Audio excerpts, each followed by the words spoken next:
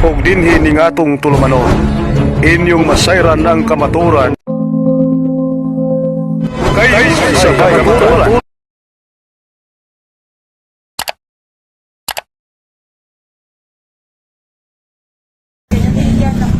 Maayong gabi sa atong tanan, mga higala, mga igsoon.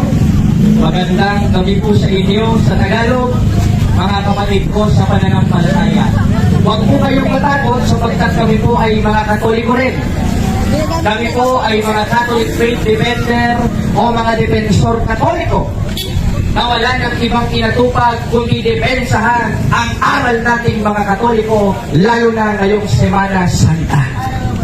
Dahil marami ngayong mga protestante na nagpagala-gala, hindi lang sa Luzon, hindi lang sa Visayas, kundi sa Mindanao, lalo na pag may mga Katolikong evento. Dahil nakakapagtaka, pag November 1, Catholic event, nandun ang mga pastor. Bakit kaya?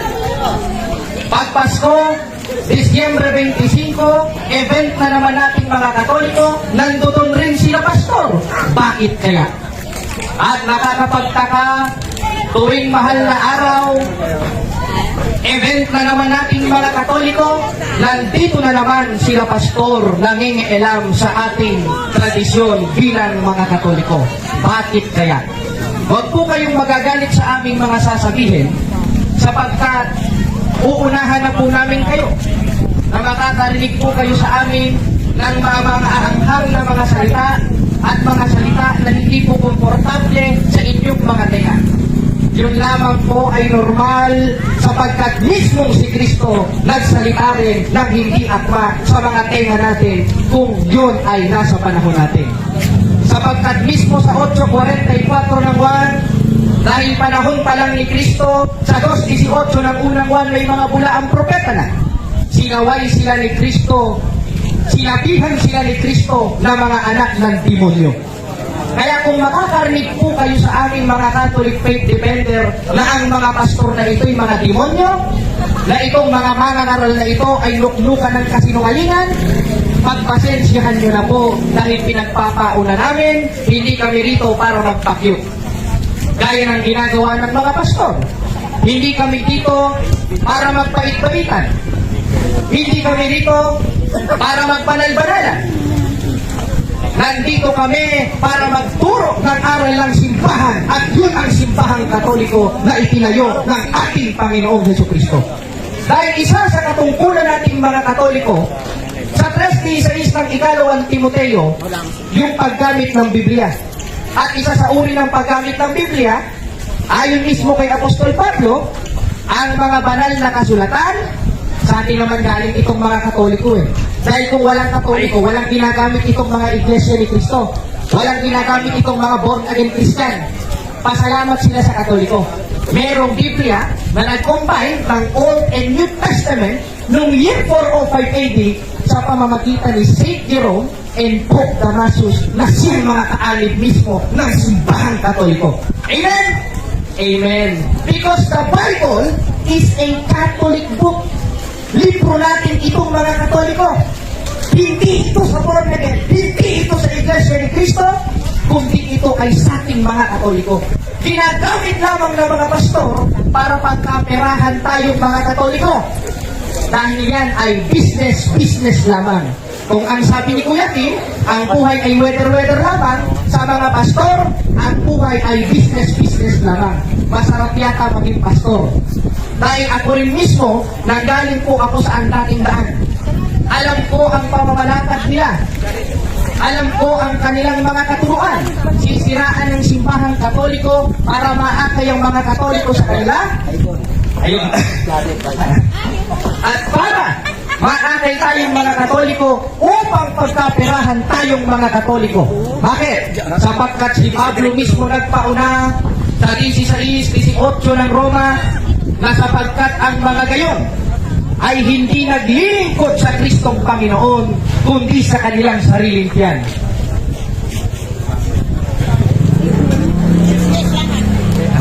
Ay, dito po.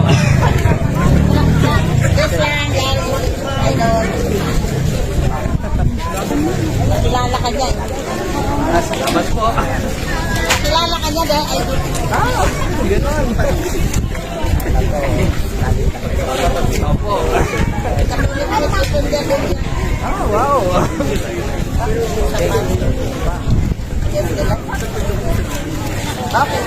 Salamat po, ingat ka. Salamat po. Okay. At tuloy tayo sa ating pinag-aaralan.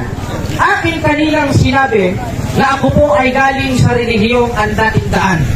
Kaya makikita nyo, ang aking estilo karon ay hindi estilo lang nakikita natin sa ating mga pare. Kundi ito po yung estilo na nakikita natin kay Eli Soriano.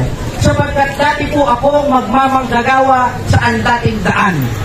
At hindi kalaunan, nung nakaraan, maliwanag na maliwanag, ako po ay naalib sa Iglesia ng Diyos kay Kristo Jesus haligit sa ligan ng katotohanan.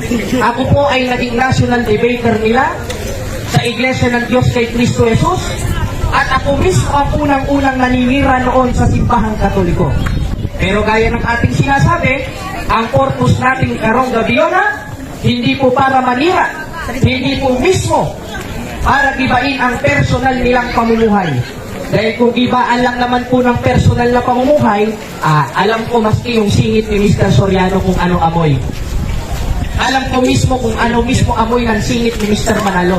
Dahil galing ako sa Iglesia ni Cristo ni Manalo at saan dating daan bago ako umanib sa simbahan Katoliko. Merong mga tanga na nagsasabing binayaran daw ako. Hindi ako binayaran. Sapagkat ang aral ng Diyos sa 2:12 ng unang Korinto, ibinigay sa atin ng Diyos ng walang bayad. Amen? Amen! Sapagkat sa 2:12 ng unang Korinto, sapagkat ating tinanggap hindi ang espiritu ng sanglibutan, kundi ang espiritu na galing sa atong Ginoo upang ating mapagtanto ang mga bagay na sa ating binigay ng walang bayad ng Diyos. Kaya yung aral ng Diyos na ating natanggap sa simbahan Katoliko, hindi po yung binayaran. Sapagkat kung ako ay binayaran sa simbahan Katoliko, hindi na sana ako umalis sa ating dating relihiyon. Sapagkat meron akong sponsor, meron akong monthly na nagbabayad sa aking internet, meron akong big bike, meron akong monthly allowance, pero sa Katoliko hindi. Katunayan, makikita nyo naman po sa aking itura ang payat ko. Dahil minsan nangangaral po kami, nagnimisyon po kami, ang aming ulam lamang ay tubig asin. Kaya yung paratang ng iba na ako daw ay binayaran, isa pong malaking kasinungalingan. Patunayan nyo na binayaran ako. Maglabas kayo ng mga dokumento. Pag wala kayong naipakita, magkita-kita tayo sa piskal at pagkakasuhan-kasuhan ko kayo. Ganun lang kadali yun. Dahil isa po yung paninirang puri laban sa akin. Hindi ko kayo sinira ang puri. Ngayon, balik tayo sa ating tema. Ano bang purpose ng ating pangangaral ngayon? Una, isa sa dapat ugaliin sa tunay na simbahan, lalo tayong mga Katoliko, gaya ng aking binasa sa 3:16 ng ikalawang Timoteo, na ang mga banal na kasulatan na kinasihan ng Diyos ay mapapakinabangan sa pagtuturo, pagsansala at pagsaway. Ang ginagawa ng ating mga kaparian, nagtuturo. Ang ginagawa naman po namin mga defensor Katoliko, sumasaway. Sa papaanong paraan? Gaya ng ating nabasa, sa 1:13 ng Tito, ang patutuong ito'y tunay. Dahil dito, sawayin mong may kabagsikan sila. Kaya ang purpose natin ngayong gabi, hindi lang basta magturo, kundi sumaway na may kabagsikan upang ang mga kapatid kong mga Katoliko hindi pumaakay ng kahit anumang pastor ng mga sekta na umiral sa panahon ngayon na ayon sa ating Panginoong Jesucristo sa 24:24 ng Mateo, sila yung mga bulaang propeta na lilitaw sa panahon ngayon. Sino yun? Maliwanag na maliwanag, pwede natin i-search sa Google. Kung meron kayong mga load, pwede natin makita. Dahil sa 8:8 ng HOP, read the book of History and See. Sa 44 ng awit sa Bisaya, kinsay naghatag ni iling sa kasaysayan. Sinong naglagay ng kasaysayan? Ako ang Diyos. Kaya hindi lang po Biblia ang pinagbabatayan namin mga Katoliko. Nagbabatay rin po kami sa kasaysayan sapagkat isa po sa itinuturo ng Biblia yung magbasa ng aklat ng kasaysayan. In Old Testament, yan po ay naituro at naiutos na sa 8:8 na po. Na read the book of History and See. Basahin ang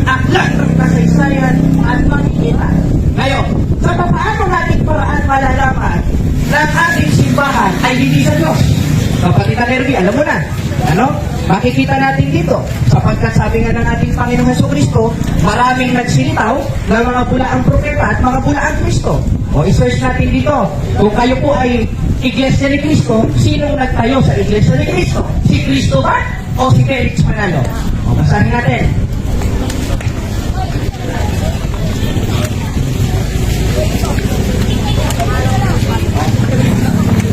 Ayan, i-try lang natin.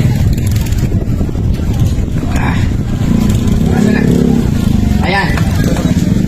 Ang founder po ng mga Iglesia ni Cristo, maliwanag na maliwanag, Iglesia ni Cristo, founded and registered in Security and Exchange Commission in 1914, was headed and founded by Felix Y. Manalo. Amen. Ibig sabihin, ang nagtatag sa kanila, hindi pala si Cristo. Ang nagtatag pala sa kanila, si Felix Manalo. Eh, paano naman yung ang dating daan na siyang aking kinaiiniba noon? Sino naman nagtatag? Basahin natin. Dito ulit sa kasaysayan. Ano ating mababasa? Who founded ang dating daan? Nakalagay. Ang dating daan is registered in Security and Exchange Commission in 2004 by Eliseo Fernando Soriano, the founder of this association. Aba, ano ba ibig sabihin ng founder? Hoy, yung mga nag-aral dyan, ano bang ibig sabihin ng founder? Ang kahulugan sa word na founder ay nagtayo. Ngayon, kung ang kahulugan ng founder ay nagtayo, sinong nagtayo sa Iglesia ni Cristo? Si Manalo. Sinong nagtayo sa dating daan? Si Eli Soriano. Sino namang nagtayo sa Protestantismo na siyang kinabibilangan ng mga Baptist at mga born again? Maliwanag, according to history, in 1517, ang nagtatag sa kanila ay si Martin Luther. Hindi Diyos. Maliwanag na maliwanag pala. Ang nagtayo pala sa kanila, hindi Diyos, kundi tao. Ngayon tatag sila ng tao, dapat pa ba tayong maniwala sa kanila? Hindi. Bakit? 17:24 ng gawa. Ano bang sabi ni Apostol Pablo? Ang Diyos na gumawa ng sanlibutan at lahat ng mga bagay na narito, siya palibas ay Panginoon ng langit at lupa, ay hindi tumatahan sa mga simbahang itinatag ng tao. Dahil napatunayan natin, dito pa lang sa mga historical books, ang nagtayo sa Born Again Christian, ang nagtayo sa Baptist Church, ang nagtayo sa MCGI, ang nagtayo sa Iglesia ni Cristo, walang iba, kundi ang kanilang mga founder na tao. Di ba? Eh ngayon, kung ang nagtatag sa kanila ay tao, ililigtas pa sila ng tao? Hindi. Dahil sa 7:7 ng Marcos, datapwat walang kabuluhan ang pagsamba nila sa akin na nagtuturo ng kanilang pinakaaral. Kanilang pinakaaral yon. Dahil wala namang utos sa ating Panginoon Jesucristo, magtayo ka ng sarili mong relihiyon. Wala namang utos sa ating Panginoon Jesucristo, magtayo ka ng iglesia mo. Diba?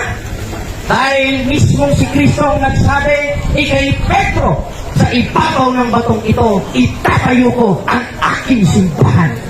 Aba, si Kristo pala ang nagtayo ng simbahan. Wala palang utos si Kristo na magtayo rin kayo rin mismong mga pastor ng simbahan. Eh kaya historically speaking, noong 1517, nagkaroon po ng Protestant Reformation dahil kay Martin Luther. Dahil si Martin Luther po ay isang paring Katoliko noon na itiniwalag ng simbahan Katoliko dahil meron siyang mga heretical teachings, meron siyang mga katarantaduhang tinuturo, meron siyang mga kabakalan na pinagtuturo. Kaya siya itiniwalag ng Catholic Church. Ngayon itiniwalag siya ng Catholic Church. Ayon sa Biblia, anong nangyari sa kanila?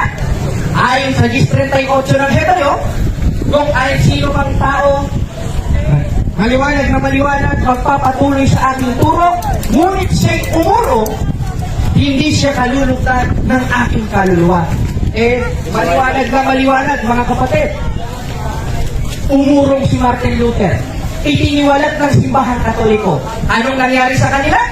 Ayon po sa 10:38 ng Hebreo, sulat ni Apostol Pablo, sila po ay mga hindi na kinalulugtan. Mga nilayasan na ni Kristo.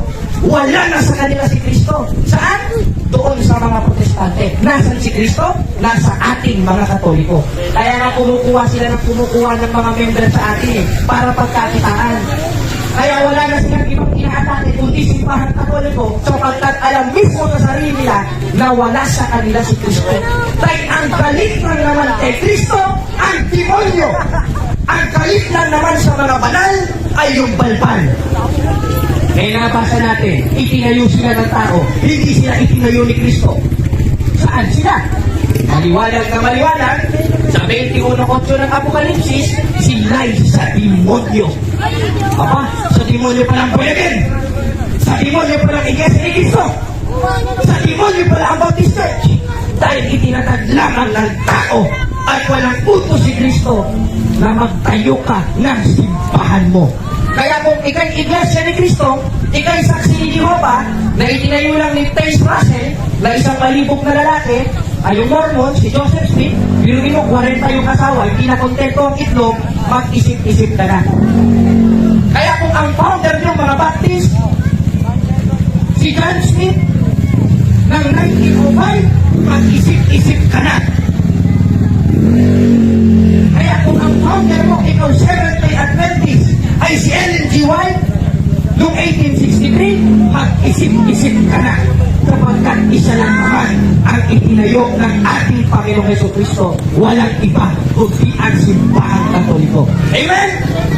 Amen. Mabuhay ba ang simbahan Katoliko? Mabuhay ang simbahan Katoliko. Napakadami nating mga Katoliko dahil noon pa man, umiral na tayo at tayo yung itinayo ng ating Panginoong Jesucristo. Hindi tayo itukod sa tao. Hindi ang nagtutlo sa atin, ang nagtukod sa atin ay tao lang. Ang nagturo sa atin ang mga apostoles na siyang binigyan ng otorisasyon mismo ng ating Panginoong Jesucristo na siyang nagtayo ng simbahan Katoliko. Kaya maliwanag na maliwanag, mga kapatid, mga kababayan, kaya po namin ginagawa ito dahil napakadami ng mga sekta na nagsilitaw na inirehistro sa Security and Exchange Commission na wala nang ibang ginawa kundi lokohin lang ang mga Katoliko. Akayin lang ang mga Katoliko sa kanilang simbahan. Meron pa dyan yung Victory Church. Saan naman nabasa sa Biblia, Victory Church? Katangahan niya ng mga pastor. Meron pa iba, Baptist Church. O Bible Baptist Church San Pedro Laguna, kay Pastor Laurena. Saan naman nabasa sa Biblia yun? Hindi ba't mga katangahan yun? Hindi mag-invento lang ng tao yun? Hindi itinatag ni Kristo. Di ba? Kaya, ginagawa natin ito, mga kapatid, mga kababayan. Nagsasalita tayo, hindi upang siraan sila. Nagsasalita tayo para maging aware tayong mga Katoliko na wala si Kristo sa kanila, kundi na sa ating mga Katoliko. Kaya hindi tayo nag-iba eh. Biruin nyo, just imagine, ang simbahan Katoliko, nag-umpisa 2,000 years ago, 2026 na, hindi pa rin naigigiba. Sapagkat sa 28:20 ng Mateo, maliwanag na sinabi ng ating Panginoong Jesucristo, ako'y sumasa inyong palagi hanggang sa katapusan ng panahon. Amen? Dahil wala nang ibang simbahan itinayo si Kristo, kundi ang simbahan Katoliko. Pwede naman tutulan kung may mga protestante dyan. Dalawa ang may dito. Pwede kayong lumapit sa akin, tignan nyo kung mapapahiya nyo ako sa harap ng mga tao. Pwede kayong lumapit sa akin, ipitin nyo ako. Pabulaanin ninyo na ang simbahan Katoliko itinayo ni Kristo. Patutunayan ko, ang simbahan Katoliko, ayon sa kasaysayan at ayon sa Biblia, itinayo mismo ni Kristo. At may matibay na pundasyon ito. Dahil mahirap lang yung bubunganga tayo ng bubunganga, wala naman sa gawa. Lalabas yan, hindi natin sinusunod ang 3:18 ng unang 1. Mahirap naman yung bubunganga tayo ng bubunganga, hindi naman natin sinusunod yung 2:22 ng Santiago na siyang ikasasakta ng ating pananampalataya. Kaya mga kapatid, mga kababayan, ginagawa po natin ito dahil hindi tayo galit sa kanila. Ginagawa natin ito dahil mahal natin sila, kaya ng pagmamahal ng ating Panginoong Jesucristo sa ating mga Katoliko. Amen? Kaya meron tayo ganitong klaseng palatuntunan. Dahil nga ng ating pinagpauna, maraming magsisilitaw. At nalaman na natin kung sino-sino yung mga nagsilitaw na siyang itinayo ng tao sa pamamagitan ng Protestant Reformation noong 1517. Dahil kung hindi nangyari yun, wala sanang Iglesia ni Cristo, wala sanang MCGI, Wala sanang sari-sari pang mga relihiyon na itinatag lamang ng tao na siyang naninira hanggang ngayon sa simbahang Katoliko. Wala sana. Kaya namin ginagawa ito para maging aware tayo at para mabalahan tayong mga Katoliko para na pag nasalamuhan natin sila, meron na tayong isasagot sa kanila. Amen? Dahil yun po ang tungkulin natin mga Katoliko. Yun po ang ating nasa karisismo. Yun rin po ang sinasabi ng ating isang santos na kinanonize ng church na si Saint Cyril of Alexandria. Na hindi ako karapat dapat tawaging Katoliko kung hindi ko kayang ipagtanggol ang pananampalataya ko. Kaya tayong mga Katoliko, obligado tayong ipagtanggol ang ating pananampalataya. Tayong mga Katoliko ay obligadong sundin ang utos ng Diyos upang mapuksa ang mga protestante na ito na pinagkakakitaan ng tayong mga Katoliko kahit ang Biblia na galing lang rin sa Katoliko. Kaya makikita nyo sila, napaka-judgmental Hindi naman nila alam yung aral ng Katoliko. Sasabihin, sama naman ay nabasa yung alay lakad. Sumasamba kayo sa ribulto ni Lolo Uweng. Tanga! Saan mo na ba nabasa sa katisismo ng simbahan na sinasamba namin yung ribulto ni Lolo Uweng? Tanga ka, pastor! Saan mo na ba nabasa sa Biblia na hindi biblikal ang alay lakad? Tanga ka talaga, pastor! Hindi sa'yo, di. Saan mo naman nabasa sa Biblia na pagano ang simbahang Katoliko? Tanga ka talaga, pastor. Dahil ang alam mo lang, manira sa simbahan, pero hindi mo kayang panindigan. Because your argument only exists in mind, but not in reality. Yan lamang sa iyong hunang-hunang iyong argumento. Dili pa natuuran ang iyong argumento, kapakakan. Kasinungalingan. Ngayon, pusin tayo sa ating tema. Bakit nga ba natin ginagawa ito? Una, gaya ng ating binasa, kapagkat ayon mismo sa ating Panginoon Jesucristo, maraming nagsilitaw na mga bulaang propeta. Maraming nagsilitaw na mga bulaang relihiyon na siyang mga humiwalay sa ating simbahan, sa simbahan Katoliko. Pangalawa, dahil mahal natin sila, kaya natin ito ginagawa sa kanila. Para pagmamahal ng isang ina sa kanyang anak. Halimbawa, nakita mo yung anak mo gumagawa ng katakahan. Hindi mo ba papaluin sa pwet yun? Papaluin mo siya dahil magalit ka sa kanya. Hindi! Kaya mo papaluin ang iyong anak dahil mahal mo siya. Ganun rin tayo sa ating mga kapatid na protestante. Kaya natin ito ginagawa sa kanila. Kaya natin sila pinupula. Dahil mahal natin sila. Kaya kung may protestante dyan, hoy, I love you. Mahal ka ng simbahan Katoliko. Kaya kung may pastor dyan, I love you too, pastor. Mahal ka namin sa tunay na kahulugan, hindi sa kaplastikan. Meron pang magsasabi, paano mo ikaw mahal, inumura mo? Paano ba ikaw minahal yung pastor, pinupuna mo? Ngot, yun nga yung konteksto ng tunay na pag-ibig, di mo ba naiintindihan?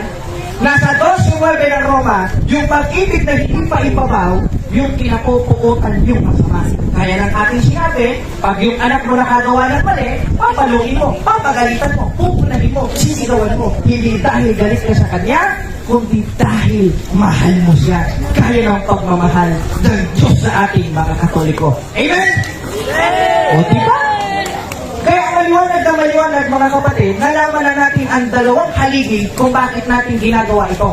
Una, dahil maraming nagsilitaw ng mga bulaang propeta. Lalo na ngayong Semana Santa, every na lang event ng Katoliko, nagsisilabasan sila pastor, sila pastora, sila evangelista. Pangalawa, dahil mahal natin sila. Pangatlo, ano yun? Dahil obligado tayong mga Katoliko na punahin sila. Dahil ang konteksto nga, gaya ng ating binasa, sa 3:16 ng ikalawang Timoteo, na yung paggamit ng Biblia ay sa pagtuturo, pagsansala, at sa pagsaway. Kaya natin sila sinasaway. Kaya natin sila sinusubok. Dahil utos naman po yun. At ito sa akin, 4:1 ng unang buwan, ganito po ang ating mababasa. Mga minamahal, huwag kayong magsipaniwala sa bawat espiritu, kundi inyong subukin ang espiritu kung ito'y sa Diyos, sapagkat maraming nagsilitaw na mga bulaang propeta sa sanlibutan. Kaya tayong mga Katoliko, isa sa dapat nating ugaliin, yung subukin yung mga mangangaral, yung subukin yung aral ng mga pastor. Sa papaanong paraan? Sa pamamagitan ng pagpunas sa kanila pakikipag-usap sa kanila, pakikipag-dialogue sa kanila, at pakikipagdigma sa kanila ng aral sa aral. Sapagkat hindi naman po tayo nakikipaglaban sa mga pastor na ito bilang Katoliko ng suntukan. Dahil kung suntukan, hindi ko na lang sila susuntukin, babarilin ko na lang sila. Tapos na ang laban. Di ba? Hindi naman po ganun ang ating laban mga Katoliko. Ang laban nating mga Katoliko sa ikalawang Korintios 4 hanggang 5, hindi po laban sa laban, kundi aral sa aral. Kaya yun po ang ginagawa namin mga Catholic Faith Defenders. Pumupuna tayo, aral sa aral, nakikipagpaka tayo sa kanila ng aral sa aral. Hindi personal. Hindi po pakikipagsuntukan. Gaya ng ating sinabi, dahil mahal natin sila sa tunay na kahulugan. Amen? Di ba? Ganun lang po kadali. At sana maintindihan natin ito, kaya namin ginagawa ito, dahil mahal namin sa kanila, dahil ito po ay aral ng simbahan, at utos po ng ating Panginoong Jesucristo. God is good? All the time. All the time? God is good. Kaya, yun po ang ating ginagawa ng krusada, kaya po tayo nakatindig dito ngayon. Kung tutuusin, ayaw ko nga po sana, dahil tayo ay kinasuhan ng Iglesia ni Cristo. Patong-patong na kaso. Kasi imagine, nagsasalita lang tayo ng katotohanan. Dahil niloloko nila mga Katoliko, kinasuhan ako. Vaccine fixation, religious disturbance, offending religious feeling, trespassing. Grabe ang kinaso nila sa akin. Patong-patong.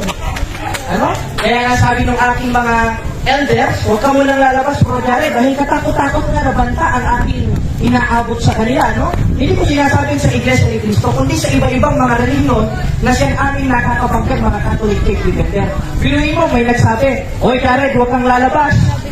Pag lumabas ka, pagpupulutin kita ng ipin. Sabi ko, ang cheap naman itong pastor na to, ba't ngipin lang ipapapulot sa akin? Updo ko na, para hindi na ako makadaldal. Puso ko lang ipapulot mo sa akin, pastor, para hindi na ako makapaghayag ng katotohanan. Meron pang isa. Ito, nandito, may screenshot tayo. Ang sabi, O Jared, putang, o may mura pa. Ano? Tingnan nyo, miyembro ito ng mga protestante, ha? Nagalit po sa ating mga Katoliko. Sabi, ikaw Jared, putang ka. Sabi sa akin, dapat sa inyo pinapatay. Pinapatay. Grabe. Ano? Grabe kaayo ang ating mga kaaway.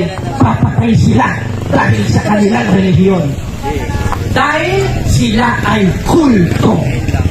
Hindi sila sa Diyos. Dahil walang utos ang Diyos na pumatay. Amen? Kaya makikita nyo, lahat ng lumaban sa kanila, pinapatay nila. Kaya pag ako, hindi nyo na ako nakita nagsasalita, dumalaw na lang kayo dyan sa Santa Filomena Public Cemetery, baka nakalibing na ako. Dahil natakot-takot po na banta ang inaabot ko sa kanila. Wala naman tayong ginagawang masama sa kanila. Diba? Katakot-takot na kaso ang sinampa sa akin. Hindi na. Wala naman tayong ginagawa sa kanila. Diba? Dahil ayon mismo sa ating Panginoong Jesucristo, kung paano ako inusig, ganoon rin kayo pag-uusigin rin. Si Kristo ka pinako. Ano? Pinarusahan ng Imperyo Romano. Tayo pa kaya? Diba? Dahil sa kanyang paghahayag ng katotohanan. Ngayon mga kapatid, mga kababayan, yan lamang po ay ating intro. Sinadya ko po talagang kalahating oras ito. Ito po ay ang ating introduction para maintindihan ninyo na nandito po kami para sa kapayapaan. Ang mga pastor lang po talaga ang pumupunta sa atin para sa kaguluhan. Kaya, ipapakilala ko sa inyo ang ating unang magsasalita. Panghuli na po ako sapagkat yung ating ginawa kaninang pagsasalita is just a introduction lang. Hindi po ito yung mga main topic na ating pag-aaralan ngayon bilang isang Katoliko. Sa ngayon, hindi tayo maloko ng mga pastor na buraot. Hindi lang ang kaklase natin yung buraot. Si Pastor Red ang buraot. Saan may papatuloy? Bakit? 56:11 hanggang 12 ng Isaias, dahil sila yung tinutukoy ni Propeta Isaias na mga asong matatakaw. Kaya ang lalaki ng tiyan ng mga pastor, nakakote. At sila, ayon kay Propeta Isaias, ay mga pastor na walang kapusukan. Magtataka kayo, hindi naman sila nag-iinom, ang lalaki ng tiyan. Ay, sorry kuya, nandiyan pala. Ano? Hindi naman sila nag-iinom ng Red Bull. Hindi naman sila nag-iinom ng Tanduay, ang laki ng tiyan nila. Bakit? Dahil ayon sa 56:11 hanggang 12 ng Isayas, ang mga pastor na ito ay yung mga pastor na walang kabusugan. At sila yung tinutukoy ni Propeta Isayas na mga pastor na matatakaw. Makikita niyo sila tuwing Semana Santa, pwesto dyan. Ang alam lang na talata, John 3:16, 2:8 verse of Ephesians, 10:9 of Book of Romans. Yun ang alam na talata, 4 lang. Just imagine, nagpastor ka, 4 lang na alam ang talata mo. Iba ka, pastor. At pag nakakuha ka ng member sa Katoliko, ang laki na ng tiyan mo. Kaya natin ginagawa ito. Amen? Kaya, dako tayo sa ating unang nagpapaksa. Ito po ay galing Cavite. Ang ating kapatid na si Sanrio Adam, na isang magiting na defensor Katoliko. At hindi ko alam kung ano ang kanyang itatama. Siya po ang ating unang speaker ngayon nang sa galing mapalahan tayong mga Katoliko at maging matatag tayo sa ating pananampalatayang Katoliko, sapagkat gaya ng aking sinabi, wala nang ibang simbahan kinaroroonan si Kristo kundi ang simbahan Katoliko. Amen? O kaya, Sanrio, tumayo ka na. At ikaw po ang ating unang speaker. So ba? Kaya pa ba? Hindi ako masyadong marunong ha. Ito ba? Ayan. O, ito na. O yan, magandang gabi po sa inyo lahat. Ako po si Sanrio Adams, isa sa Catholic Faith Defender ng Luzon. Lumalaban po ako sa iba't ibang debate, sa iba't ibang mga protestante religion, most especially sa mga Muslim.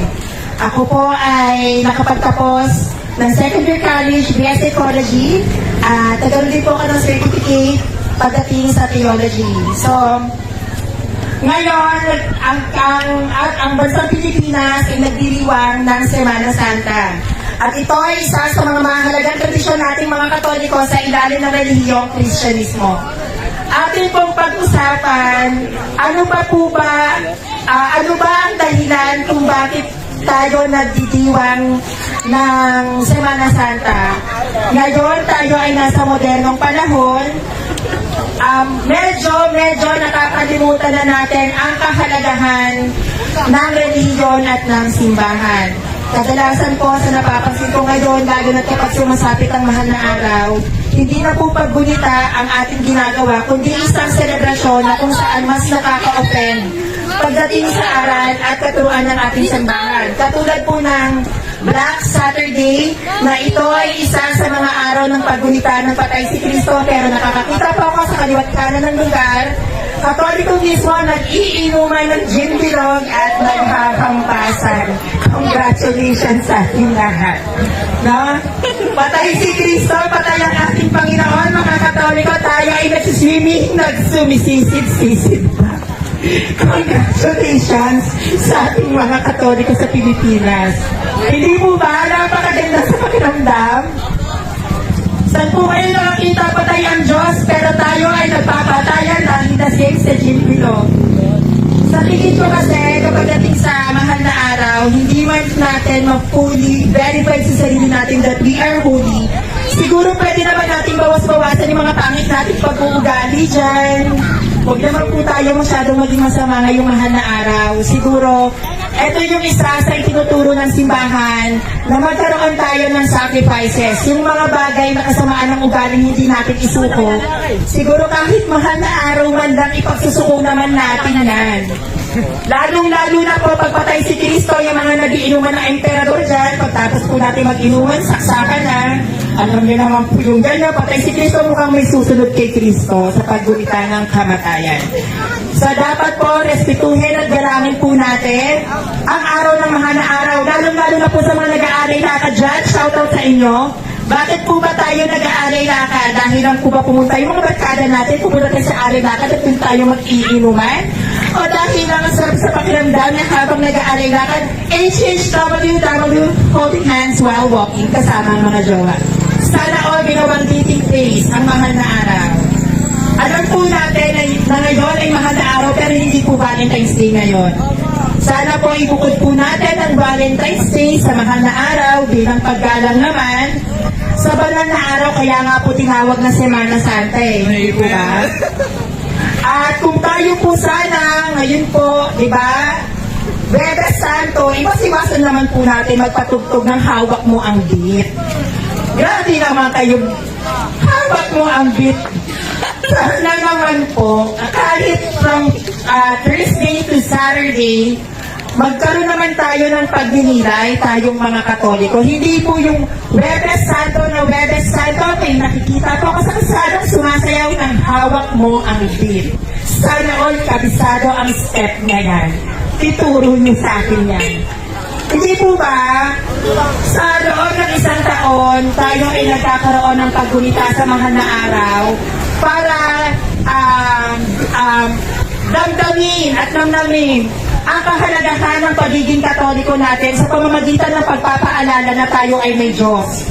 Hindi po yung ginugunita natin ang kabatayan ni Kristo, ang bawat kabataan dito ay sumasayaw ng hawak mo ang beat.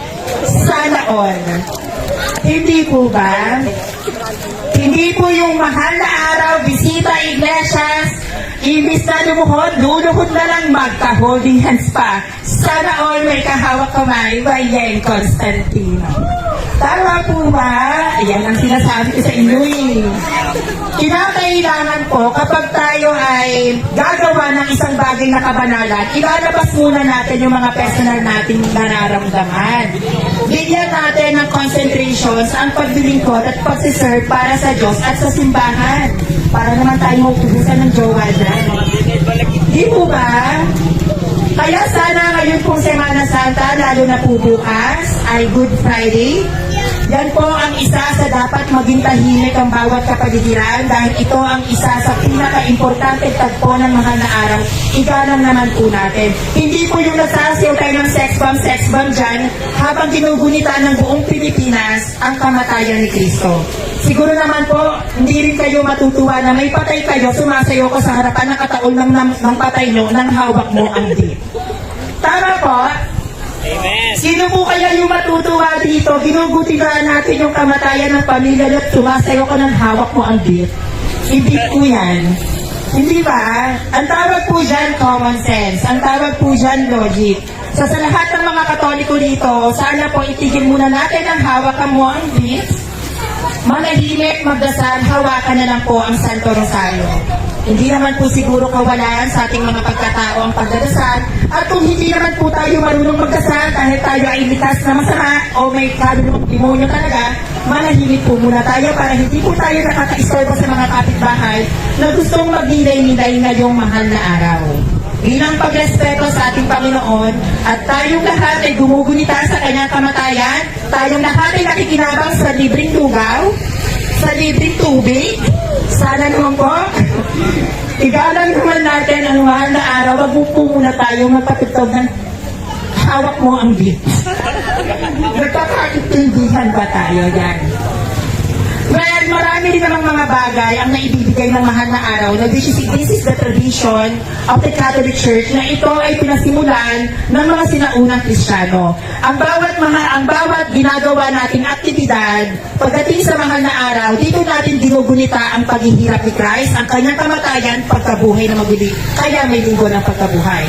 Dito ay pinapakita kung gaano ka-importante sa bawat Katolikong Pilipino dito ang kasaysayan ng ating simbahan. At hindi natin talaga to mararamdaman, hindi natin makikita ang halaga ng mahal na araw kung hindi naman din kasi natin inaral ang kasaysayan. Paano nga po natin naaralin ang kasaysayan ang tatamad mag-aral ng mga Katolikong Pilipino? Palakpakan natin ang mga tamad dyan. Yan, yun ang gusto ko. Diba? Yung mga Katoliko na nagsisimba pero hindi alam kung bakit nagsisimba. Yung mga Katoliko na tinatawag na pare, father, pero hindi alam bakit pare yung tawag. Yung mga tao dito na tumatanggap ng Holy Eucharist pero hindi alam bakit bilog ang Holy Eucharist at bakit kailangan tumanggap ng Holy Eucharist. Yung mga tao dito nagsisimba, lumuluhod, pero hindi natin alam kung ano ang mga pinapakita ng mga ginagawa natin sa loob ng simbahan. Kaya lumalabas na ang bawat pinapakita natin sa loob ng ating simbahan ay hindi natin maramdaman kasi nga hindi natin alam. Bakit hindi natin alam? Ang tamad kasing mag-aral pangalan ng mga Katolikong Pilipino. Wala pa natin ng mga Katoliko dito. Yan. O, diba? Kaya po sana, sa lahat po ng mga Katoliko dito, kaya po tayo madaling naaakay sa ng mga protestante, tayo po ay nagbo-born again, isang ganong-ganon lang, panalo lang, pasak na sa banga, kasi na hindi po tayo nag-aaral. So pag-aaralan natin ang katuruan ng ating simbahan para hindi naman tayo natatanga-tanga dyan at magpro-protestante kayo. Tatandaan po natin mga nag-aalay lakad dyan, ang alay lakad ay pagbibigay sakripisyo sa pagumika ng ating Panginoon, hindi po pagbibigay sakripisyo sa pakikipag-holding hands sa mga jowa natin. Pasensya na, bitter po ako. Ano yung sinasabi mo tungkol sa protesta? Tama ba yung mga sinasabi? Opo, tama po. Opo. Mali ka. Bakit po? Paano po? Dito po, bakit po mali? Kailan po nagsimula ang protestante? Ayan po, may nag-react na naman po na protestante. Napasok siya sa Pwede holy water ba tayo dito? Ayan, Protestantism was started 16th century under Martin Luther. Nagsimulang magakla si Martin Luther 1521 na kung saan siya ang bumuo ng King James Version na pinatuhaan ng Latin Vulgate, which is compiled by the Catholic Church. The Latin Vulgate is an original version of the Bible na walang karapatan ang sino mang humawa. Nang nag-akla si Martin Luther 1521, nagkaroon ng Protestantism at ang pasimula nito ay ang mga born again na protestante na kinuha ang translations ng Catholic Bible, which is the Latin Vulgate na nabuo ang English version, the King James Version, na nagkaroon ng maraming pagbabago pagdating sa translations. So kung tayo po ay aanin at kung tayo po ay maniniwala, hindi lang po tayo dapat bumabase sa banal na kasulatan. Bagkus dapat inaaral natin ang bawat mga gamit na ginagamit natin sa ating pananampalataya. Paano nabuo ang Bible? Sino ang bumuo ng Bible? Anong taon nabuo ang Bible? At anong relihiyon ang bumuo ng Biblia? Wala pong karapatang mag-translate o magturo kung ano po ang aral na napapaloob sa banal na kasulatan. Tanging ang bumuo lamang. At ang tanging bumuo lamang ng Biblia ang ginagamit ng isang Kristyanismuhan dito po sa buong mundo with only the Catholic Church. It was compiled by the priest and the bishop and all of them, they are saints. Dahil sa lahat po ng simbahang umiiral sa Pilipinas, even sa buong mundo, whether it's the Protestant Church or the Catholic Church, tanging ang simbahang Katoliko lamang ay may natatangi at itinuturing na banal. And the Catholic Church, ito lamang po ang simbahan na may kakayahang bumuo ng sariling kalendaryo na ginagamit natin sa kasalukuyang panahon na tinatawag natin Gregorian Calendar na siyang inimbento at binuo ng Santo Papa ng Catholic Church, which is Pope Gregory XVI. And even the alphabet na ginagamit natin sa pagbabasa, sa pagsusulat, yan ay kinuha sa Gothic alphabet na siyang kinumpose at inayos. Walang iba kundi ang Catholic Church. Kaya lahat tayo, even here in the Philippines, ay hindi matututong magkaroon ng maayos na libingan, matutong magbasa at sumulat gamit ang mga alpabeto. Yan ay tinuro ng mga Kristiyanong Kastila na maging ang tamang pagluluto, paliligo, pagsuot ng tsinelas. Kaya kung mapapansin natin, ang bawat lengguwaheng ginagamit natin ay may pinaghalong Tagalog at Espanyol. Dahil ang Espanyol, sa loob ng 300 taon, sa ilalim ng Katolisismo, ang bansang Pilipinas na dati nooy bansa ng mga Pangano ay naging Katolikong bansa, Kristiyanong bansa. Kaya during that time, nang ang Pilipinas ay ma-convert into Catholic Church, which is Christianity, nawala po ang mga Pagano. At ito ay kinonvert ng mga magigiting na paring mongheng Franciscano sa ilalim ng bansang Espanya. Yun na po, once again, I am San Rio Adat, one of the Catholic faith defenders here in Luzon chapter. Thank you very much and good night. Kirby. Ako naman, gaya ng aking sinabi kanina, malamang ay marinig nyo na naman po ako magsalita muli. Bagamat ako po ay nagsalita kanina, yun lamang po ay isang mahabang introduction. At gaya ng ating pinagpauna, kung ma-offend man po kayo sa amin, kasalanan nyo na yun, hindi na namin kasalanan yun.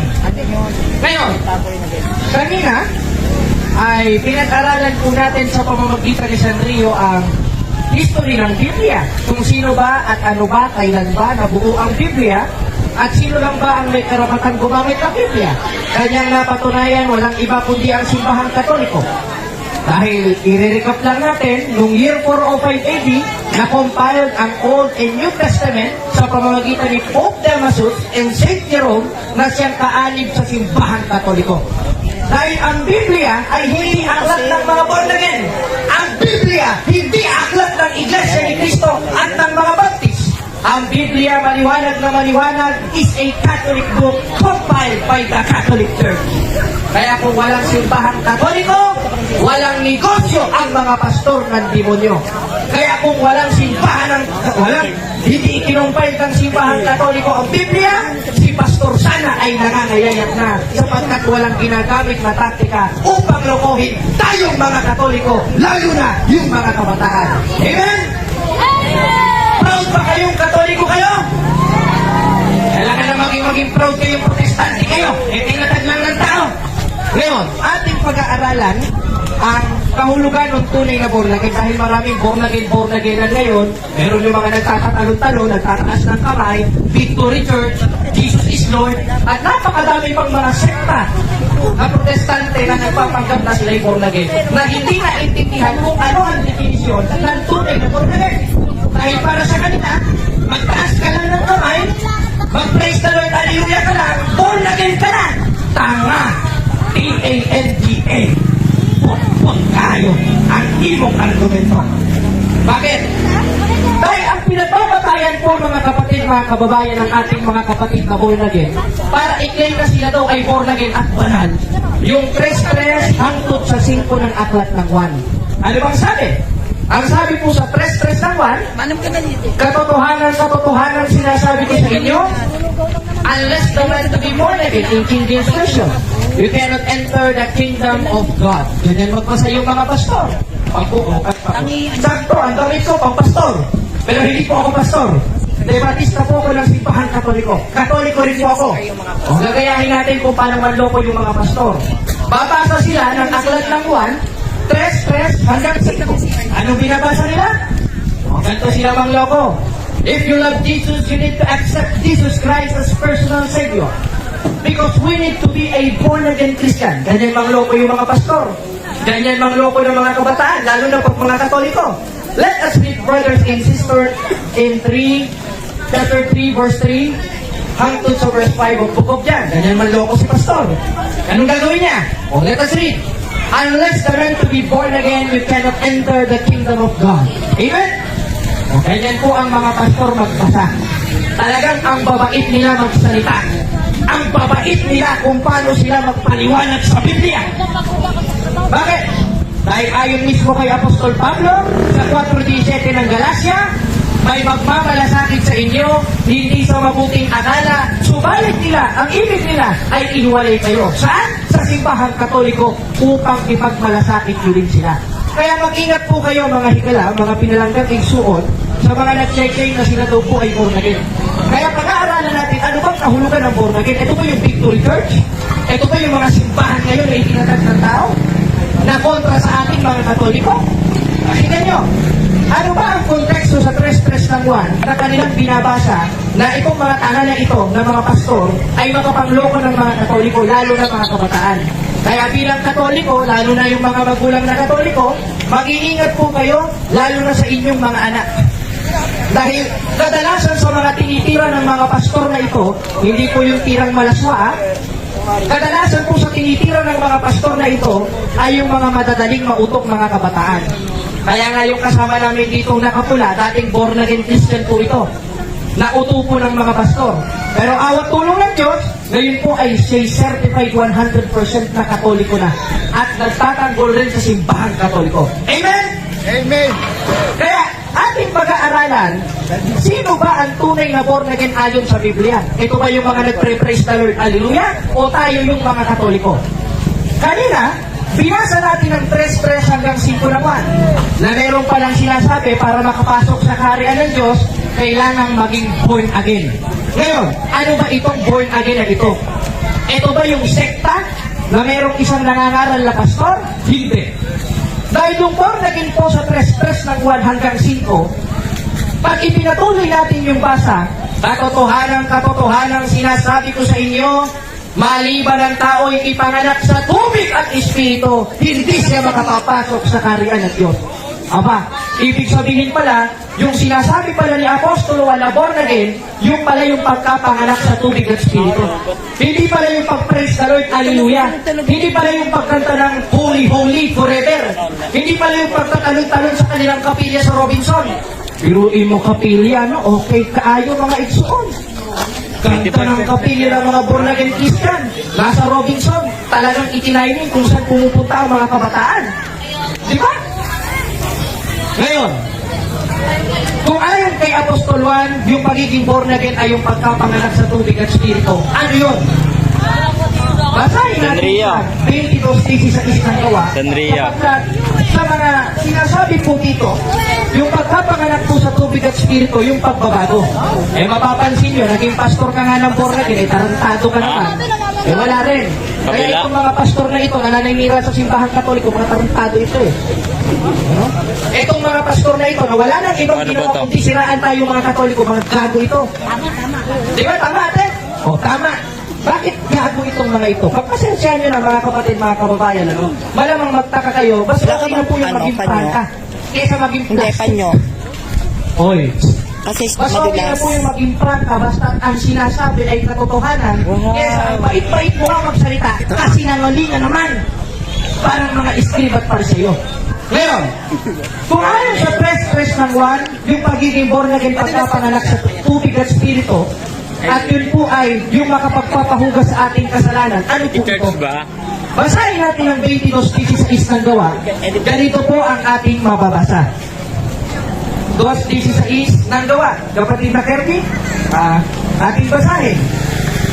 At narito, magtindig ka at ikay magbautismo rin at hugasan mo ang iyong mga kasalanan na tumatawag sa kanyang pangalan. Ibig sabihin, yung pagiging born again pala, hindi pala sila yun. Hindi pala sila pastor yun na wala nang ibang ginawa kundi praise the Lord, hallelujah, hallelujah, hallelujah na lang ng hallelujah. Wala pang alibawa, wala pang ali sibuyas, ali toyo, ali suka, ali manok para ali adobo na. Puro na lang hallelujah sa pastor. Yan kung akala natin born again. Kasi ang iba sa ating mga Katoliko, imbis na pag-aralan ang aral ng simbahan, puro kalandian.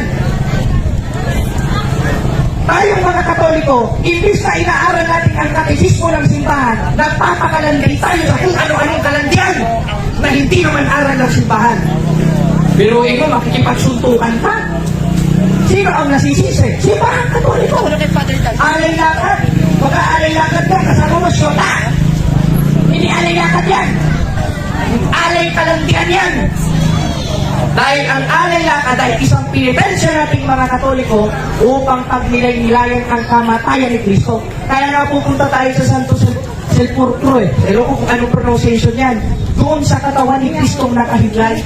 Pero mo, pupunta ka sa katawan ni Kristong nakahimlay, nasa isip ko kalandian. Pupunta ka para mamasyal. What? Nandito tayo, naglalakad tayo para inalay sa Panginoon at makasama man lang doon sa sakripisyong ginawa niya para sa ating mga tao. Hindi yung pupunta ka para magpapogi. Hindi yung pupunta ka para magpakatarantado. Pumunta tayo dito upang pagnilay-nilayan ang kamatayan ni Kristo, lalo na ngayong mahal na araw. Dahil marami sa atin, pambihira naman hindi na pinag-aaralan ng katekismo ng simbahan. Kaya tama yung sinabi ni San Rio. Basta-basta na lang kuha ng banal na Eucharistia na hindi na alam kung ano ang katuruan ng simbahan patungkol sa Eucharistia. Nangumpisan lang yung first confession niya. Nung first communion niya sa school. Pot kayo mga itsuon, ano? Ano? Napakadami pa. Minsan pa, labas pa ang kalahati ng suso. Iruin mo. Hindi naman halay lakad eh, para magsuot ka ng mahalay eh. Halay lakad ka eh. Pupunta ka sa katawan ni Kristo, labas ang suso mo. Ano? Gagawin mo pang kalonyero si Kristo, titignan yung suso mo? Grabe ka naman, oo. Kaya yung mga kabataan dyan, ano bang purpose nyo? Ba't kayo nagsimpang lakad? Para ba pang may minding kayo? Ano bang purpose nyo? Ba't kayo nag-alay lakad? Para ba kayo makita nyo banal kayo? Gago! Hindi ganyan ang tradisyon natin mga Katoliko, mga kapatid, mga higala. Hindi kanya ang penance natin mga Katoliko pagdating sa pag-alala sa kamatayan at paghihirap ng ating Panginoong Jesucristo. Dapat nga, after nyan, habang naglalakad kayo, nire-recite nyo ang Hail Mary. Hindi ang nire-recite ninyo, kakarantaduhan, kagaguhan, kawalangyaan, tapos naghahanap pa ng kasuntukan. Hindi na alay lakad yan, alay suntukan na yan. Kapira. Ano ba naman yan mga kapatid, mga kababayan? Magbago na tayong mga Katoliko. Kaya tayo nasisiraan ng mga Protestante dahil rin sa ugali nating mga Katoliko. Amen? Amen. Mag-focus tayo sa aral ng simbahan, kahit isang araw lang, mga kapatid, mga kababayan. Aralin natin what is the meaning of reconciliation, what is the meaning of Holy Eucharist, what is the meaning of true Mass. Bakit ba natin ginagawa itong alay lakad? Kaya napupuntusan tayo ng mga bot-bot na born again. Ngayon, tuloy tayo sa ating paksa. Ayon sa 22 thesis sa Islang Gawa, yung sinasabi pong born again, mga kapatid, mga kababayan, yung pagkapanganak sa tubig at spirito na siyang makapagpapahugas sa ating kasalanan. Ano po yun? Pag pinatuloy natin yung basa, yun po yung pagtawag sa kanyang pangalan. Aba, pagtawag pala sa kanyang pangalan. Hindi pala sa pagtawag sa pangalan ni Pastor. Ano yun? Ating basahin sa 28:19 ng Mateo. Ganito po ang ating mababasa. Dapat yumaon kayo sa bawat bansa at gumawa ng alagad. At sila'y inyong bautismuhan sa pangalan ng Ama, ng Anak, at ng Espiritu Santo. Aba, ibig sabihin, yung pagiging born again pala, yun pala yung bautismo. Hindi pala yun yung relihiyon na itinuturo ng mga pastor ng demonyo. Hindi pala yun yung itinuturo ng mga pastor na isang taas lang ng kamay, isang John 3:16 lang, born again ka na. Hindi po pala ganoon. Dahil ang definition po ng born again sa Biblia, yung po yung paghuhugas ng kasalanan sa pamamagitan ng sakramento ng bautismo ng Simbahang Katoliko. Bakit? Dahil sabi sa 22:16 ng Gawa, paghuhugas ng kasalanan sa pamamagitan ng pagtawag sa kanyang pangalan. So, paanong paraan? 28:19 ng Mateo, sa pangalan ng Ama, Anak, at Espiritu Santo. Yung word na sa, or in King James Version is in, it denotes a proposition of place na pumapatungkol kung saan tayo magpapabautismo, kung saan tayo magpapabinyag. Naintindihan ba natin itong mga Katoliko? Hindi po. Dahil imbis na unahin natin ang aral ng simbahan, unahin natin ang pag-aaral, mag-rosaryo tayo para bigyan tayo ng karunungan ng Diyos, inuuna natin kalandian. Inuuna natin yung mga Marisol. Hoy, sino Marisol yan? Mga Marites. Kahit tumigil kayo, mahal na araw, kinikismis yung pakapit-pahay nyo. Mga Marisol. Hoy, sino Marisol yan? Imbis na pagnilayan na lang natin ang kamatayan ni Kristo, ichichismis mo pa yung kapitbahay nyo galing sa abroad. Hindi ka naman kamag-anak. Kaya maliwanag na maliwanag mga kapatid, mga kababayan, dapat tayong mga Katoliko, inaaral natin ito. Para mapalahan tayo at hindi tayo maloko ng mga pastor ng demonyo. Eh ang ginagawa, labas pa ang puso. Halay lakad ang ginagawa, hindi halay lakad. Magpapasexy sa mga tao, magpapamayti sa mga kabataan. Bot-bot kayo. Alam nyo, nung ako'y nasa Kabisayaan, hindi po ganun ang kabataan dun eh. Ang kabataan po dun ay disiplinado. Ano? Talaga sila ay nakapalda. Pero hindi ko sinasabing magpalda kayo, baka mamaya mag-taster naman kayo dyan. O, pihira. Ngayon, tuloy tayo sa ating paksa. Kung ayon sa 28:19 ng Mateo, magbautismo sa pangalan ng Ama, at yung word na sa it denotes a preposition of place, saan yun? Para maging valid ang ating bautismo o binyag. para tayo maging tunay na born again. Maliwanag sa 12.5 ng Deuteronomio, doon sa dakong pipiliin niya at yun ang kanyang tahanan. Aba, ibig sabihin pala, para pala maging born again tayo, hindi pala dahil kay pastor na nangangaral-ngaral dyan, na puro dyan 316, hallelujah lang ang alam. Para pala maging tunay na born again tayong mga Katoliko, eh dapat pala bautisado tayo at binyagan tayong Katoliko. Dahil sa 28-19 ng Mateo, dapat mabinyagan kung nasa ng pangalan ng Ama. At sa 12.5 ng Deuteronomio, yung pangalan ng Ama, na siyang formula para maging valid ang ating binyag ay nasa kanyang tahanan. Basahin ulit natin ang 12.5 ng Deuteronomio. Anong sabi? Kundi sa dakong pipiliin ng Panginoon yung Diyos sa lahat ng mga lipi na paglalagay ang kanyang pangalan sa nakatwid bagay sa kanyang tahanan. Ano ba yung tahanan ng Diyos? Dapat nabautismuhan tayo, tunay na born again tayo. Yung ba yung Victory Church? Yung ba yung JIL? Oh. Tayo kasing mga Katoliko, pag sinabing born again, ang akala natin sila na yun. Huwag kasi chismis ang unahin sa kapitbahay. Pabira, umagang-umaga, magwawalis ka na nga lang ng tapat ng bahay mo, chichismis ka pa. Huwag kasi puro kalandian ang chinichismis at inutupat. Dapat ang inaatupag natin, yung aral po ng simbahan. Ngayon, bakit namin ginagawa ito? Nagpaparinig ba kung hindi, pinaprangka talaga namin kayo. Dahil mayroon, may nakita ko kanina, halos labas na yung kalahati ng puwet, pampira, oh. Di bali, kung ang puti-puti, ang itim naman, may stretch mark pa. Mahiya ka naman sa balat mo, iha. Ngayon, tuloy tayo. Kung ayon sa 12.5 ng Deuteronomio, yung paglalagyan ng kanyang pangalan para maging valid yung bautismo natin, yung kanyang tahanan, ano yung tahanan ng Diyos?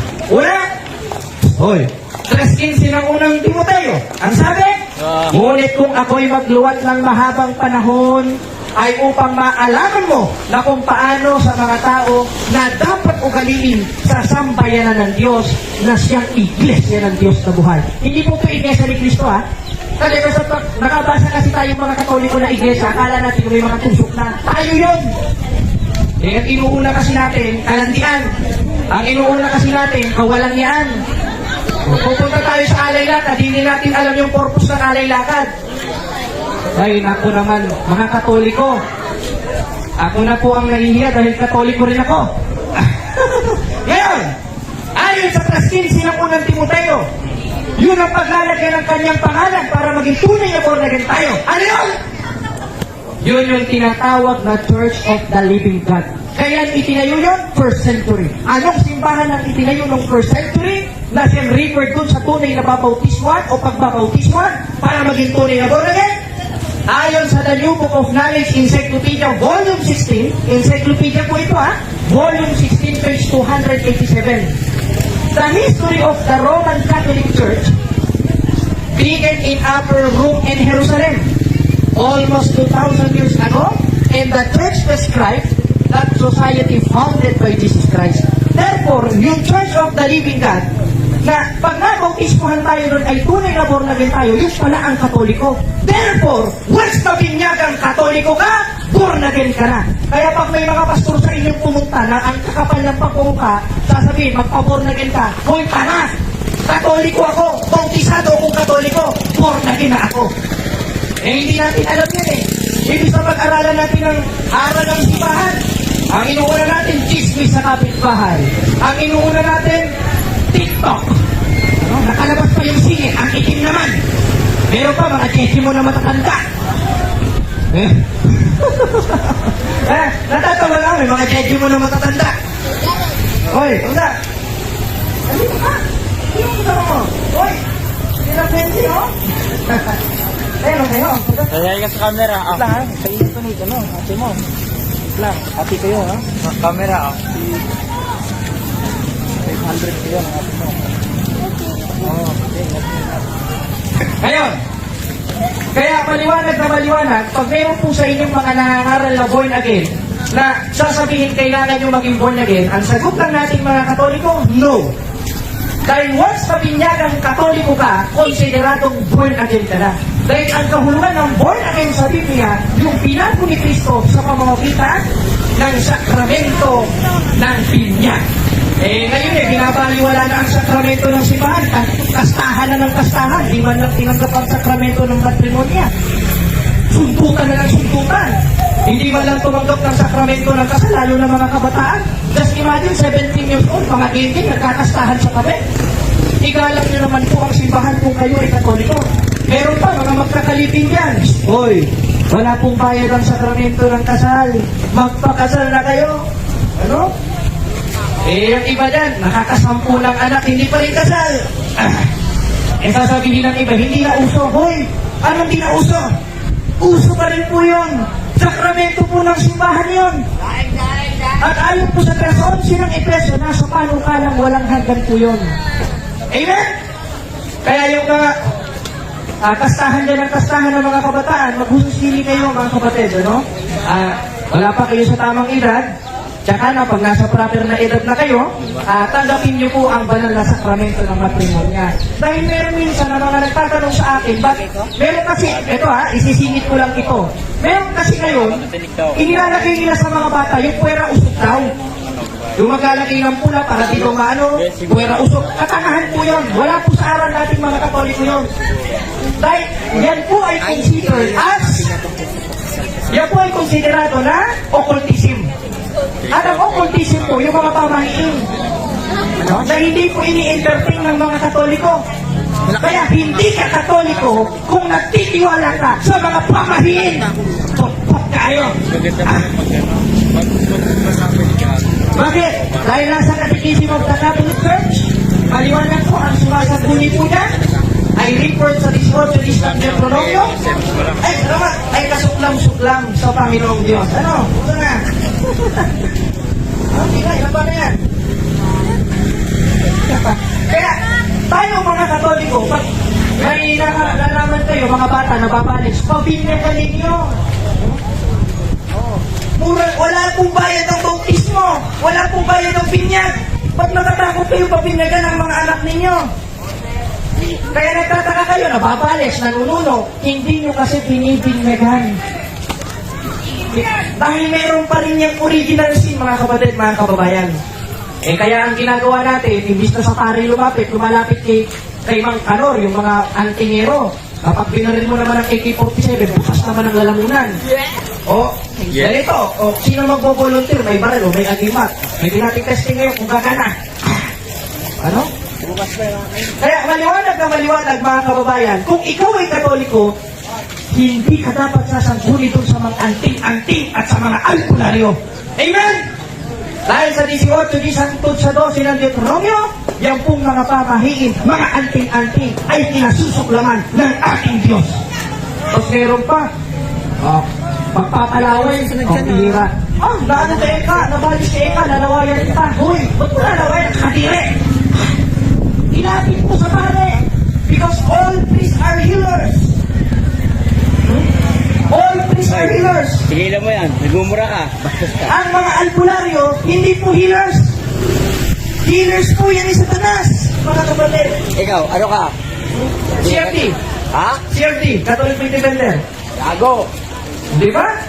May nagre-react na agad, bakit totoo po ang ating sinasabi? Ito po yung official doctrine ng Simbahang Katoliko. Kaya mga kapatid, mga kababayan, dapat maging maingat po tayo. The spark of life. Kaya ang sabi sa 2028 na gawa, ingatan po natin ang ating sarili. 1:1, huwag magsipaniwala sa bawat espiritu kundi ating subukin. Kaya nga meron tayong 7 sacrament. Hindi po nagkulang ang Simbahang Katoliko sa sakramento. Kung nanuno ka, lapit ka sa pare, magpa-deliverance ka. Kung inulang ka, lapit ka sa pare, hindi sa albularyo. Pag sinalbahe ka, lapit ka sa pare, because all priests are healers.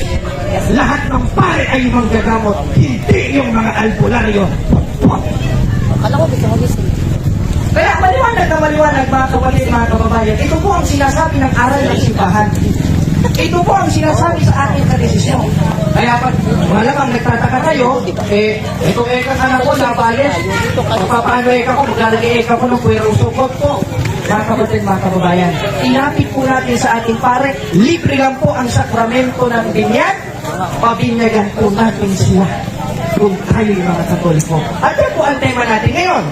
At ating napatunayan, mga kapatid, mga kababayan, na ang Katoliko po pala, ang tunay na born again ayon sa Biblia. Sapagkat yung format po ng bautismo sa 28-29 na Lord na Son is referred doon sa tahanan ng Diyos.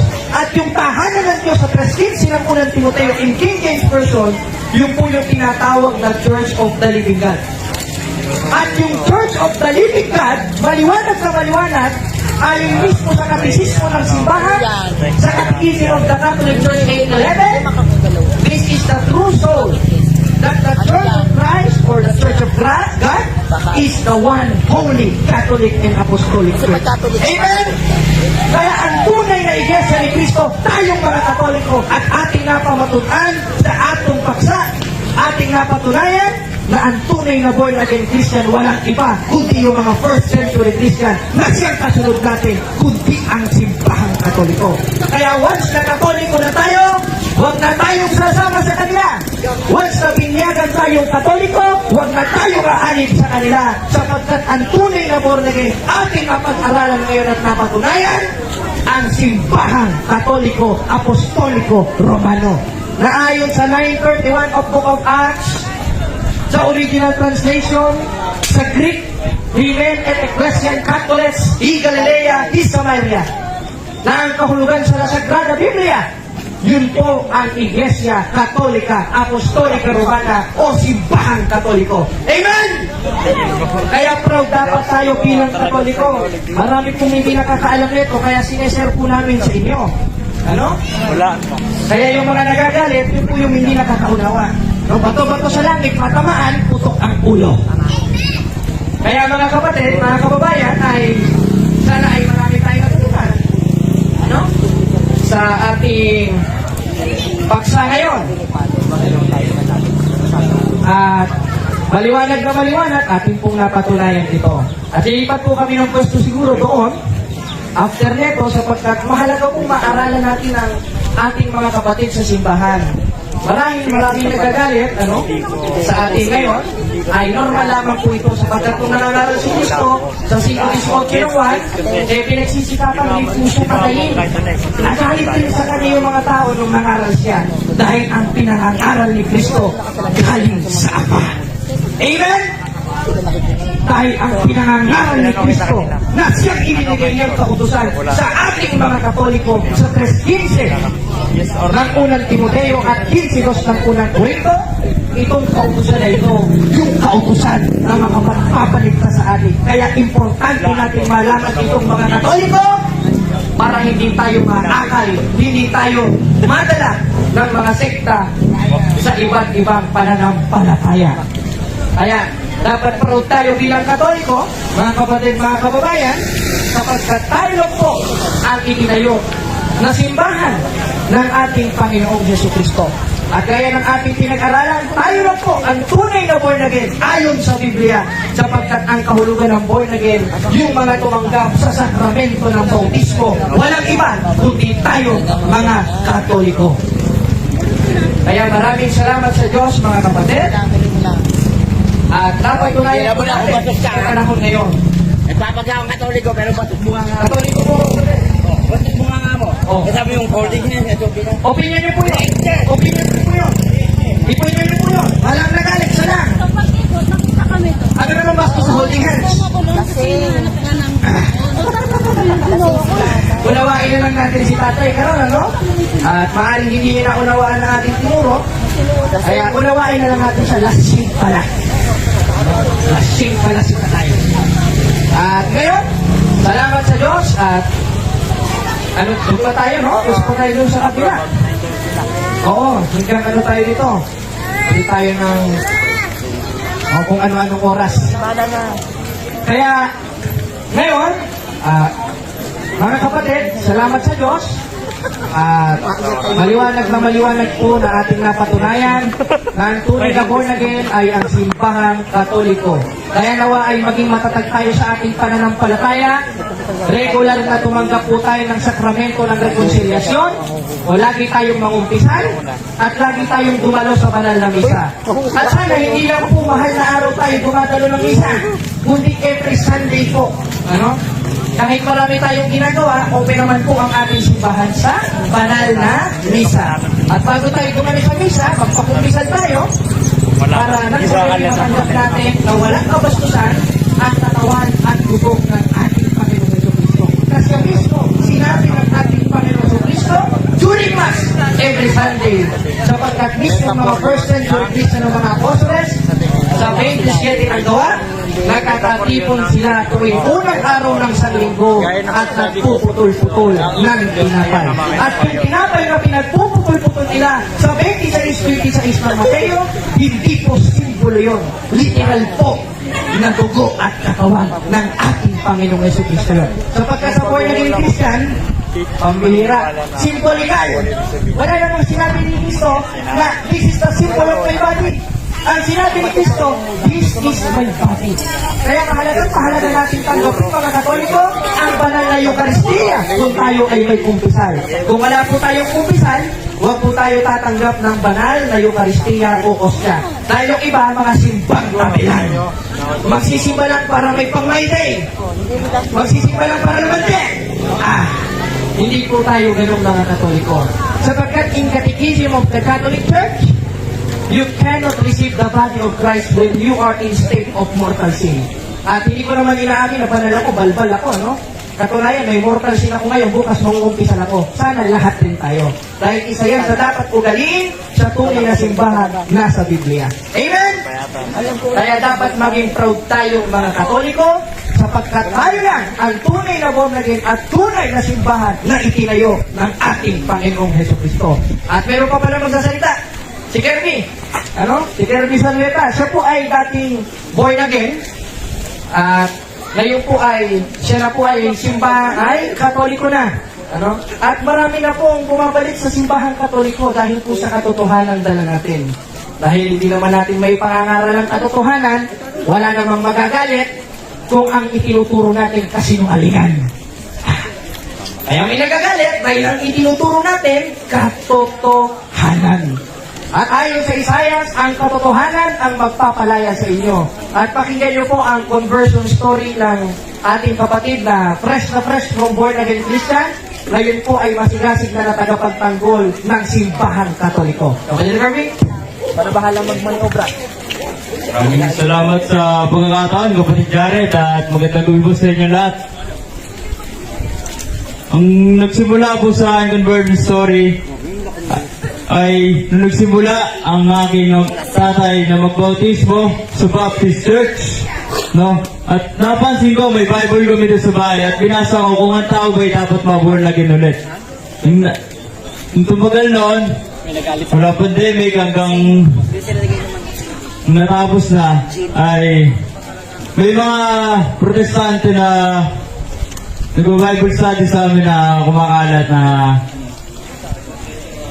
yung sekta nila niyon ay mga saksi ni Jehovah. At nag-take po ako. Kami nagagalit kasi nakikinig. Ano ba yung Catholic? Catholic? Kala ko bunagin ba ito yung mga binabanggit nyo kung ano-ano? Katoliko kayo? Converted. Anong converted? Dati siyang born again na naging Catholic. Catholic kayo?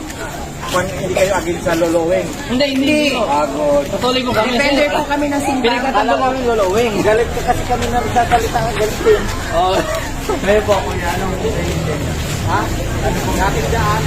dating daan. Katolik na din po kaya? Sige, ano na. Huwag ka magpapaano. At nung Bible study, nag-take ako, tumagal, ay meron uli, no? Na dumaan. Na-curious po kasi ako sa pananampalatayang Mormons. Sinabi ko sa kilala kong kaibigan, paano po malaman na yung mga doktrina niya? Sabi niya, magpatanong daw ako sa mga misyonaryo. Yan, mga Mormon missionaries. Sinubukan ko rin noon at nung tumagal ay naliwanagan ako at medyo naguguluhan na ako noon kasi po yung tatay ko ay nagpa-convert, no? Babaptis uli at sinubukan ko uli yung magpa-Bible study sa Saksi ni Jehovah at sumunod doon sa mga Mormons at meron po doon na sinubukan ko pong sumamba sa born again kasi po naging mindset ko ay respetuhin ang mga reliyon, no? Tumagal po na naging active po ako at gusto na po talaga magpa-bautismo kasi nga po nasulat doon, unless a man is born again, he cannot see the kingdom of God. So book of John. Okay. Nakakwento niya doon sa buong si Nicodemus. Sabi niya doon. At nung habang ako'y napapansin ko si Kapatid Jared sa internet, no? Sa Facebook, pinopost niya online, na naipagdebate siya sa mga protestante na marami po, mga INC, MCGI. Talagang na tutuwa po kasi nga po, nasulat niya sa Bible na ipagtanggol ang ating pananampalataya. Actually po, kasi binyagong Katoliko ako at hindi ko po na malayo no, na huli na siguro, no, naliligaw na po ako. Kasi po, sinubukan ko rin uli na dahil sa curiosity ko ay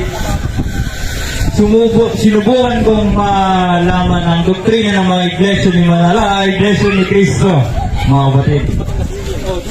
Kasi nga po, napanood ko rin po yung movie na Felix Manalo, no? Founder ng INC. At gusto ko rin po malaman na tumagal din po yun, mga months. Habang tumatagal po noon ay... Nakikinig. Effective. Oo. Kasi pinakikinggan nila. Tumatagal po noon ay... Meron po akong mga Christian GC na sinalian at napansin ko po doon si Jared Almosora ay kasali at tinay ko na yung opportunity na makipagkita sa kanya. Mga kapatid. May pagkita sa kanya noon. At nung una noon ay tinawagin niya kagad ako. Sabi, protestante ka ba? Sabi, hindi. Kasi gusto ko malaman. Hindi pala ay para sa mga safety purposes. Para baka kasi spy. Pero hindi yun po. Nung tumagal po nun, kasi binyagang Katoliko kami parehas, ay pinunta ko siya dun sa mismong bahay nila. At sinabi ko, bro, bala ko na mag-born again at sabi niya, mali yun. Madami. Kasi, nasimba na ako sa born again. Nagsisimba na ako sa, nakagisna ko pa na nagpalataya. Nasimba pa ako sa iba pang mga simbahan. Sabi niya, apostasy, nag-sacrilege na. Nag-take ako ng hostya, kasi wala akong kumpis. Para nanghina ako talaga nung umani pa kasi mga ibang mga sekta. At na-apektuhan po ang aking pag-aaral kasi nga po, naguguluhan po ako nun. No? Hindi ko po talaga alam ang gagawin ko na Kasi gusto magulang ko yung sa'yo dalawa. sinubukan ko makinig sa sinasabi niyang ikakategize niya ako kasama doon si JB Garobo.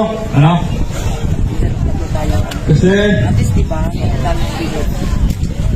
tinanong ko doon yung mga din na wala sa Bible, letra por letra, mga purgatorio, mga rosary, at yung rebulto, Diyos-Diyosan, gano'n.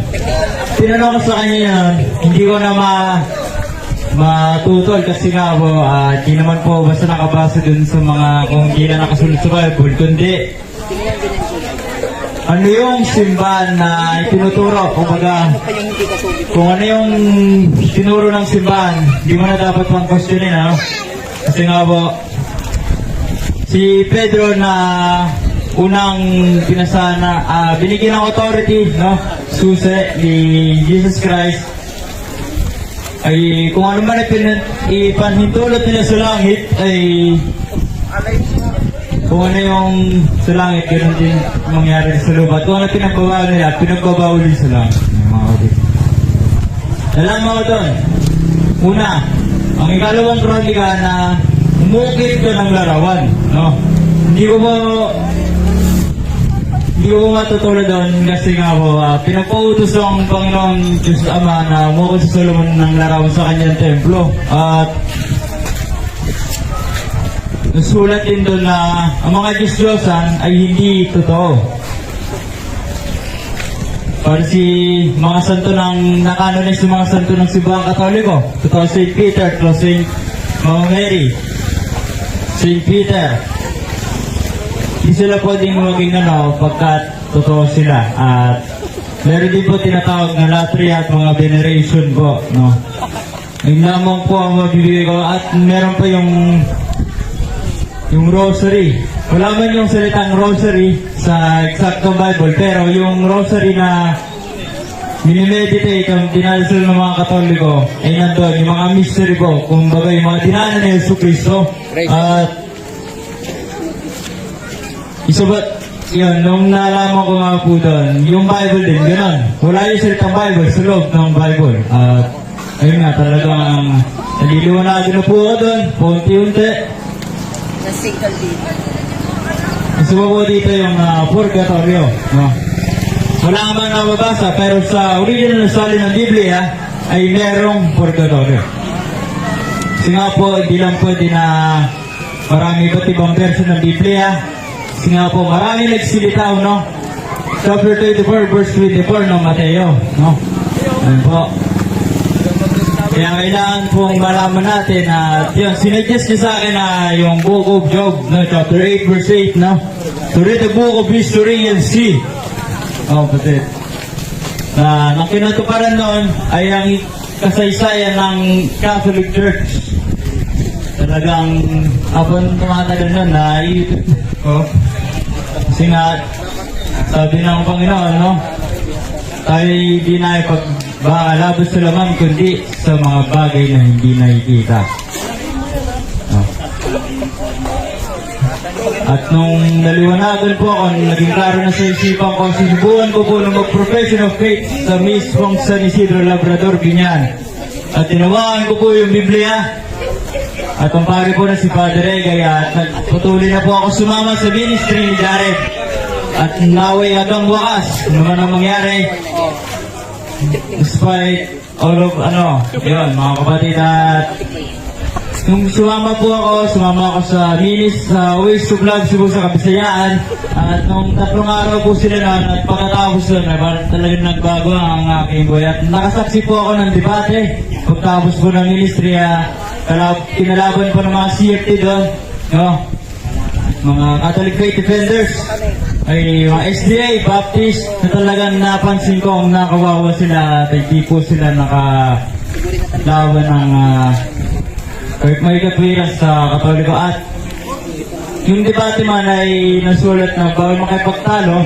Siguro, kung yun tayo mga sumigiit na para sa'yo, gusto mong iyan sa tao, di mo pwede maipilit.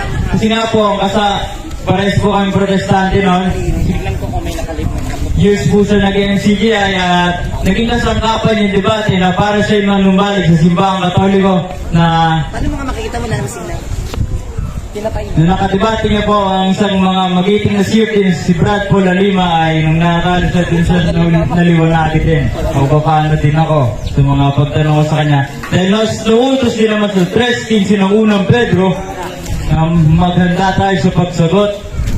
At sa 5:37 na Mateo, kung hindi ko nagkakamali, ay sagot po natin ay oo o hindi, sapagkat ang anumang daragdag na sagot ay buhat na masama.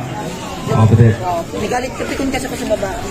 Pinagsinan ko. Nung tumagal po na talagang hanggang ngayon po, nung natapos, kahit anuman naging problema, nung nawala man siya, temporarily, dahil nga po sa mga sensitive issue ay nanumbalik at hindi naging hadlang na pagpatuloy namin ang aming krusada, ipahayag ang katotohanan dahil magpakatotoo tayo. Masarap sa tao na nagsasabi ng katotohanan. 8:32 ng 1.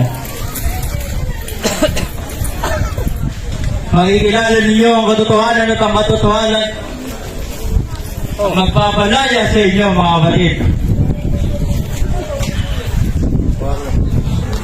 Tubig, gusto mo tubig?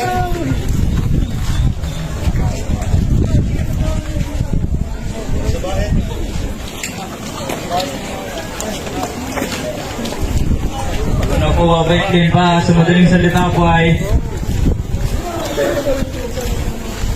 Salitsigin niyo lang po at hanapin niyo ang katotohanan, no, na nanggaling mula sa Biblia at hindi yung mga iba pang mga reliyon, dahil ibang mga reliyon ay lumitaw, lalo na yung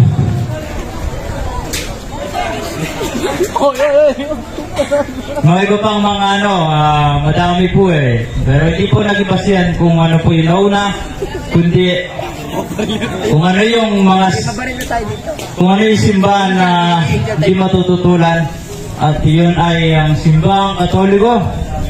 At yun, huwag maiyang magtanong at pagpatuloy lang po natin ang ating pagiging humble at krusada, ipaglaban ng katotohanan hanggang wakas. Kasi po, tayo ay mag-aani, kundi po tayo magsasawa. Yun ang mga kapatid. God bless. Okay ba? I-closing mo na. Maraming salamat po. Yan ay Tatapos. maraming salamat po mga kapatid, mga kababayan. At pagpasensyahan nyo na kung kayo ay na-offend sa aming mga sinabing katotohanan. Sapagkat ang katotohanan na yung nasyang utos ng ating Panginoong Jesucristo sa ating mga Katoliko sa 3:24 ng Galacia, yung po ang maghahatid sa atin sa ating Panginoong Jesucristo. Nawa ngayong mahal na araw ay magnilay-nilay tayo at igunitan natin ang pag-alala sa kamatayan ng ating Panginoong Jesucristo. At konti na lang, mapapatay na kami dito. Huwag naman.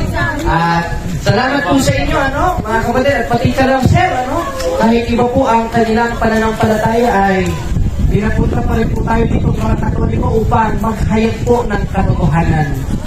At nawa ay magpatuloy tayo sa ating pagtuong Katoliko, magpadayon tayo sa ating pagtuong, at huwag sana tayong maging inactive at sumama sa mga sektang protestante na siyang itinayunan ng tao upang makapangloko ng mga kabataang Katoliko. Asan mabasa? 4:17 ng Galacia. Sulat ni Apostol Pablo, ika-2 talata sa 16 hangtod sa 18 ng Aklat ng Roma. Kaya salamat mga kapatid, at patnubayan nawa kayo ng mabatalumang Diyos, Ama, Anak at Espiritu Santo. Amen. Mabuhay ang simbahang Katoliko. ug inyo nang nabati ang mga kamatuoran dinhi ning atong tulumanon.